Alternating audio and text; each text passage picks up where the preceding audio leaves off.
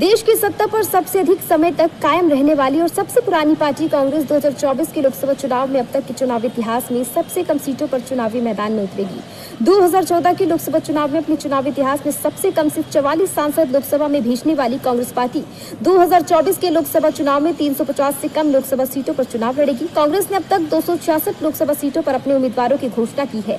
कांग्रेस से जुड़े सूत्रों के मुताबिक पार्टी इस लोकसभा चुनाव में कुल 330 से 340 सीटों पर अपने प्रत्याशी उतारेगी। अगर ऐसा होता है तो कांग्रेस पहली बार 400 से कम लोकसभा सीटों पर चुनाव लड़ेगी। भारत में हुए पहले लोकसभा चुनाव 1951-52 से लेकर साल 2019 तक हुए 17 लोकसभा चुनाव में कांग्रेस कभी भी 400 से कम लोकसभा सीटों पर चुनाव नहीं लड़ी। कांग्रेस ने अब तक सबसे कम सीटों पर लोकसभा का चुनाव 2004 में लड़ा था, जब पार्टी ने कुल 417 लोकसभा सीटों पर अपने उम्मीदवार उतारे थे। इसके बाद 2009 के लोकसभा चुनाव में पार्टी ने 440, 2014 के लोकसभा चुनाव में 463, 2019 के लोकसभा चुनाव में 421 उम्मीदवारों को चुनावी मैदान में उतारा था।